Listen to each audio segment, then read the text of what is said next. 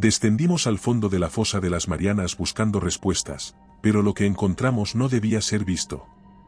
Algo nos esperaba en la oscuridad, algo que nunca debió despertar. Si disfrutas de este relato, suscríbete y deja tu like. Lo que viene a continuación te pondrá los pelos de punta. El Hadal 2 descendía lentamente por la negrura abisal, sus luces cortaban la penumbra como faros en una tormenta sin aire. La fosa de las Marianas no era un lugar diseñado para la vida, y, sin embargo, allí estábamos, 7 personas adentrándonos en el punto más profundo y hostil del planeta. Nadie hablaba, solo el sonido mecánico del respirador de oxígeno y los indicadores del tablero rompían el silencio. Yo, la doctora Evelyn Carter, revisaba los sensores de presión y temperatura mientras el piloto, Rodríguez, mantenía una mano firme en los controles, sus nudillos blancos por la tensión. A mi lado, el comandante Hayes observaba el radar con el ceño fruncido. El sargento Miss repasaba su rifle, aunque los demás sabíamos que de poco serviría en un entorno donde la presión podía pulverizar el metal en segundos. Entramos en el radio del primer 129, informó Rodríguez con voz tensa, y todos contuvimos el aliento. Las luces delanteras se encendieron con mayor potencia, revelando un espectáculo grotesco. El primer 129 se encontraba inclinado sobre el lecho marino, pero algo estaba mal. Su casco no presentaba un colapso normal por presión, sino que estaba hundido hacia adentro, como si algo lo hubiera apretado con una fuerza monstruosa. Aquello no tenía sentido. ¿Impacto con un objeto desconocido?, sugirió el teniente Harris, rompiendo el silencio. Negué con la cabeza. Nada en estas profundidades tenía la densidad o el tamaño suficiente para causar ese daño sin ser detectado en el radar. Pero lo más inquietante no era eso. Cuando abordamos el submarino y abrimos las compuertas con el protocolo de rescate, descubrimos algo mucho peor. No había cuerpos. No había sangre, ni signos de lucha. Los cinturones de seguridad estaban cerrados, como si la tripulación se hubiera evaporado en pleno funcionamiento. Un escalofrío recorrió mi espalda. Me acerqué al panel de registros y comencé a revisar los datos de presión. Algo me hizo sentir un pánico helado cuando los números aparecieron en la pantalla. «¿Esto no es posible?», susurré, incapaz de apartar la vista. «¿Qué pasa?», preguntó Hayes, acercándose. Los registros indican que el submarino soportó una presión equivalente a 12,000 metros de profundidad. Mucho más de lo que debería haber experimentado. Pero nunca descendió más allá de los 7,200. El silencio se hizo más espeso que el agua que nos rodeaba. Ninguno de nosotros tenía una explicación para ello. Entonces, el Hadal 2 se estremeció bruscamente. Algo lo había golpeado desde afuera. «¿Rodríguez?» «¿Estado?» ladró Hayes, aferrándose al panel de control. Rodríguez tecleó frenéticamente, tratando de estabilizar el sumergible. «No, no hay actividad sísmica», respondió la doctora Palmer, otro de los científicos de la NOAA que nos acompañaba. Mix miró el sonar con el rostro pálido. «Algo se mueve ahí afuera. Algo grande». Las luces exteriores se encendieron automáticamente por el impacto. Lo que vimos no tenía nombre. Al principio, solo parecían tentáculos surgiendo de la negrura, como si fueran raíces flotantes de algún ser primigenio, pero después se reconfiguraron, plegándose y expandiéndose de una manera que desafiaba toda lógica tridimensional. Era como si el agua no fuera un límite para su forma, como si existiera en una dimensión más allá de la nuestra. Entonces, la radio estalló en interferencias. Un murmullo distorsionado, como si la estática cobrara voz. No debían regresar. El horror se adhirió a nuestras espinas dorsales como un veneno gélido. El vehículo se sacudió violentamente. Algo nos había atrapado. «¿Propulsores a máxima potencia?», ordenó Hayes, pero el sumergible no respondía. Algo lo mantenía inmóvil. El sonar dejó de mostrar datos coherentes. En su lugar, una señal caótica, fluctuante, imposible de procesar, apareció en pantalla. La radio sonó de nuevo. Una voz entrecortada, vieja, rota, Una grabación. No fuimos a donde no debíamos. Algo nos llevó más allá. Vimos lo que no debía ser visto. Mi piel se erizó. No era nuestra transmisión. Relatos como este son parte de nuestro libro en Amazon. Encuéntralo en la descripción. Era la caja negra del primer 129, transmitiendo su última señal. Y entonces, en un parpadeo, el Adal 2 fue arrastrado hacia la oscuridad. El submarino descendía sin control, atrapado en una fuerza que no comprendíamos y que parecía ignorar por completo las leyes de la física. Las alarmas del tablero estallaban en un coro ensordecedor de advertencias mientras el casco crujía bajo una presión que no correspondía a nuestra profundidad actual. Yo me aferraba a los controles con las manos heladas por el miedo mientras Hayes gritaba órdenes que nadie podía seguir porque nada de lo que estaba ocurriendo tenía sentido. Rodríguez luchaba por estabilizar la nave, pero los propulsores no respondían y el sistema de navegación mostraba lecturas erráticas, como si ya no estuviéramos en un entorno líquido sino cayendo a través de un vacío sin dirección ni resistencia. El rostro de Miss estaba blanco como el papel, su mandíbula apretada con una mezcla de incredulidad y terror, pero no era el único. El silencio de la doctora Palmer, normalmente calmada incluso en situaciones de crisis, dijo en voz alta lo que ninguno de nosotros quería aceptar: algo nos está arrastrando hacia el fondo. Solo esperé que la estructura aguantase. La negrura más allá del cristal era absoluta, pero cada cierto intervalo algo cruzaba frente a nuestras luces. No parecía algo convencional, sino que se plegaba, se reconfiguraba en ángulos imposibles, como si su estructura no estuviera atada a nuestra comprensión del espacio y del volumen. A veces parecía un enjambre de tentáculos, otras, una geometría líquida que vibraba en patrones alienígenas, y en ocasiones, era simplemente una sombra sin bordes definidos, una presencia que estaba y no estaba allí al mismo tiempo. Mi mente luchaba por procesarlo mientras mi cuerpo temblaba con un instinto primitivo de rechazo absoluto. Estábamos viendo algo que no deberíamos ser capaces de ver.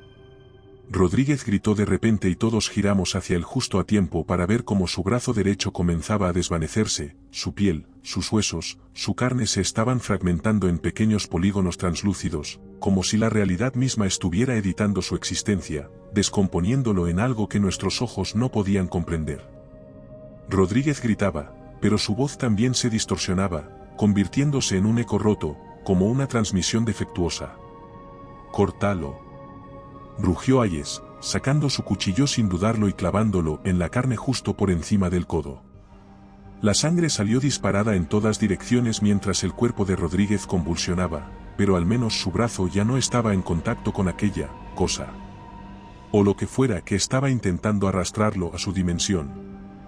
Rodríguez jadeaba y temblaba, su rostro desencajado de puro pánico mientras yo intentaba detener la hemorragia con mis manos ensangrentadas, pero mi propia visión se nublaba por el horror.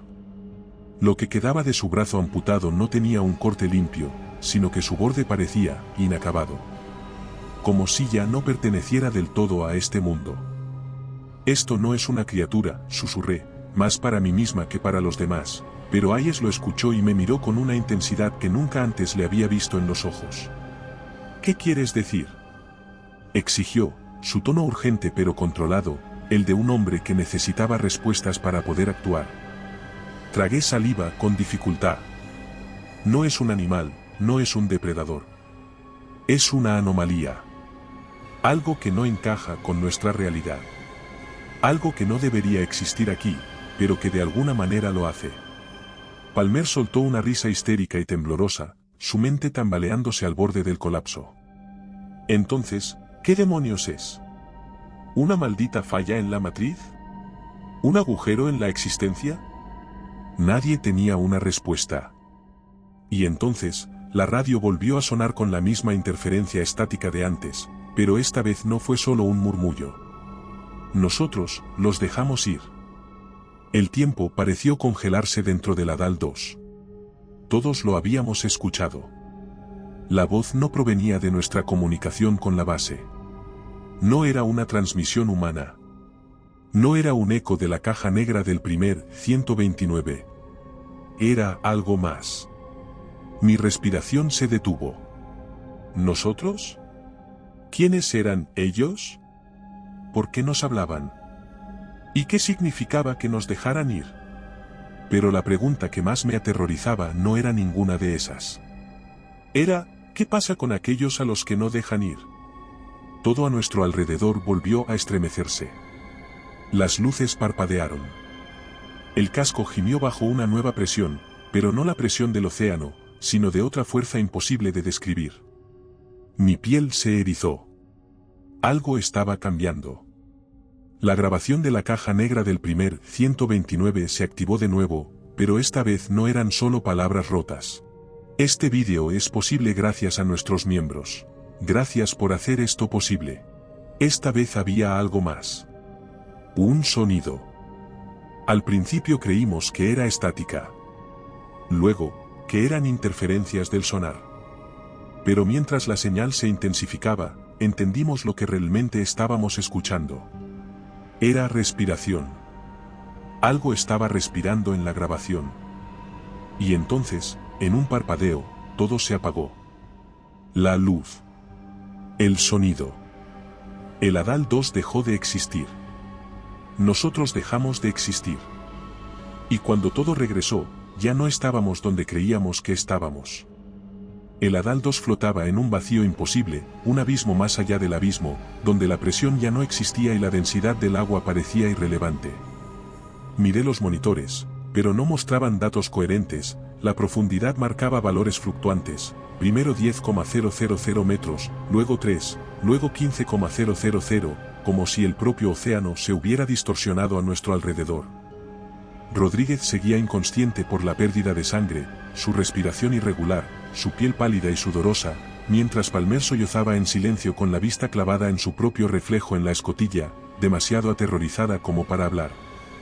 Hayes y Miss intentaban sin éxito restablecer el control del sumergible, sus rostros tensos pero decididos, aferrándose a la disciplina militar como último recurso ante lo incomprensible. Yo simplemente trataba de entender dónde estábamos. No era la fosa de las Marianas.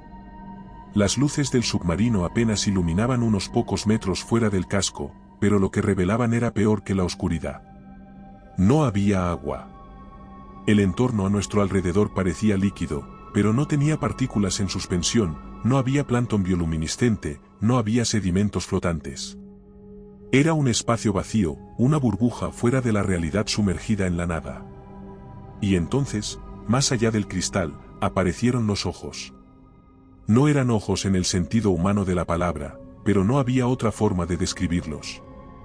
Al principio creímos que eran estrellas, un patrón aleatorio de puntos brillantes en la negrura, pero luego se movieron, se cerraron y se abrieron de nuevo, cada uno con un diámetro de varios metros, con pupilas imposibles, con iris que se reconfiguraban en geometrías no euclidianas.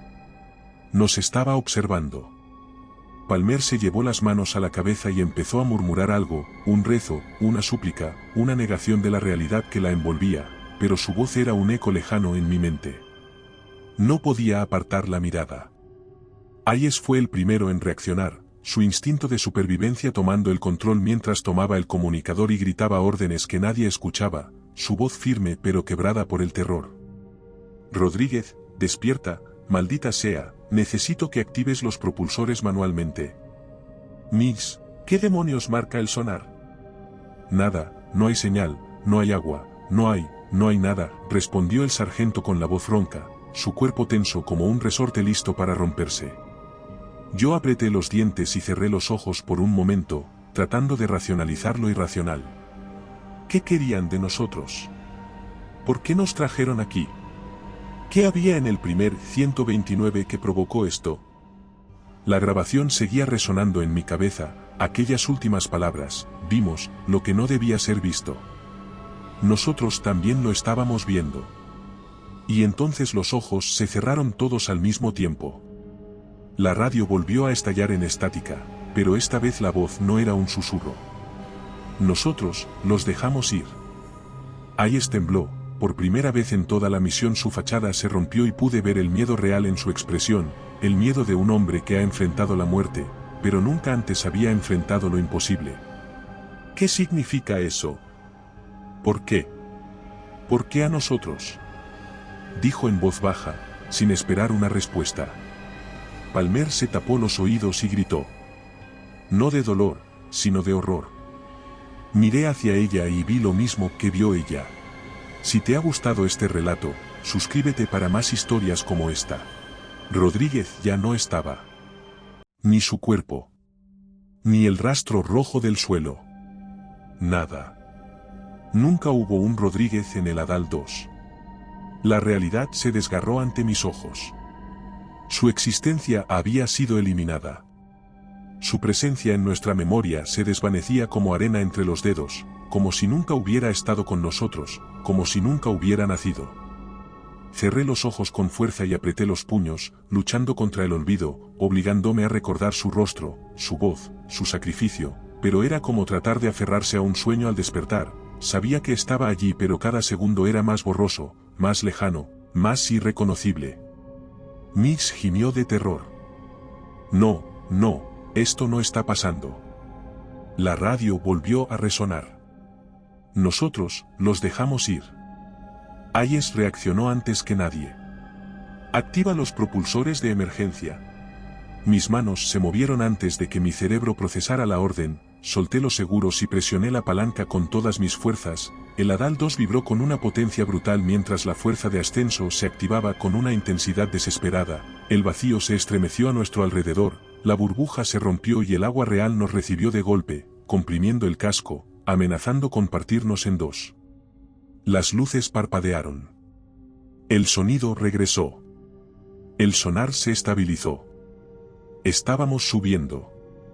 Mix sollozaba. Palmer seguía repitiendo algo en susurros, su mente ya quebrada por lo que había visto. Hayes no hablaba, su rostro estaba vacío, como si algo dentro de él hubiera muerto en aquel lugar. El Adal 2 emergió en la superficie. Las comunicaciones volvieron, la Marina nos recibió, nos llevaron de inmediato a cuarentena, a interrogatorios, a evaluaciones psicológicas, pero nada de eso importaba. Solo quedábamos nosotros. Rodríguez nunca existió. Intenté buscar su nombre en los registros.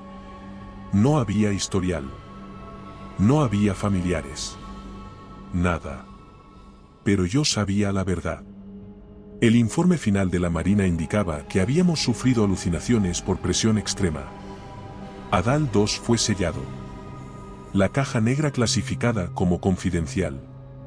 Hayes se retiró poco después. Nunca volvió a hablar de la misión. Lo vi una vez, meses después, en un muelle, mirando el océano con una expresión vacía. Me acerqué a él, le hablé, pero solo murmuró algo en voz baja. Nos dejaron ir. Y entonces entendí. Nos dejaron ir, esta vez. Pero si algo en la oscuridad tiene el poder de decidir quién existe y quién no, ¿qué pasará cuando cambien de opinión? Y lo peor de todo, ¿cuántos más ya han desaparecido sin que lo sepamos? El océano sigue ahí. Esperando. Observando. Y algún día, volverá a reclamar lo que le pertenece. Archivo cerrado. Si te ha gustado este relato, aquí tienes otro que te pondrá los pelos de punta. Si buscas historias más intensas, en nuestro canal de relatos largos te esperan narraciones de más de 1 hora. Y si quieres llevar el terror contigo, nuestro libro en Amazon tiene historias exclusivas. Buenas noches, desde Terreno Misterioso.